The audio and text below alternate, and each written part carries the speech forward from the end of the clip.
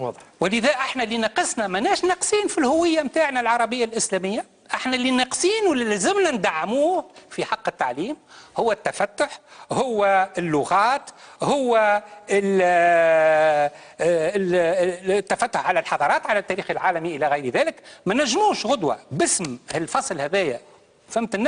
يجي واحد مثلا غدوه يقول لك نحب نقري الامازيغيه مثلا، اللغه الامازيغيه في تونس، ولا واحد عنده يعني ميل ديني او حضاري يحب يدرس اولاده يعني، ولا يقترح على الدوله ان تنظم دروس رسميه وعموميه في الفن هذايا في العلم هذايا، يقولوا له لا، احنا الدوله لازمها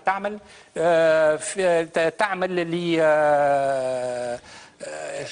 يعني تجذير الناشئه في كذا وكذا. هذا اختير ياسر، اختير الفصل في الجزائر في غردايه اللي تبعد 500 كيلومتر جنوب الجزائر، الاباضيين والسنه تقاتلوا على الهويه. وهو كذلك. هو شوف المغرب، سي سليم قبليك يتكلم على دستور المغرب، يعني المغاربه متقدمين علينا ياسر في هالميدان هذايا.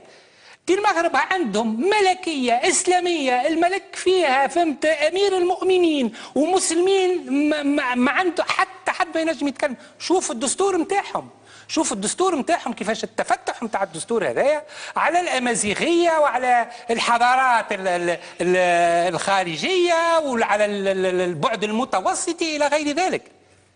ولذا مانيش فاهم أنا كيفاش المجلس التأسيسي في نفس الأوان اللي هو يصادق على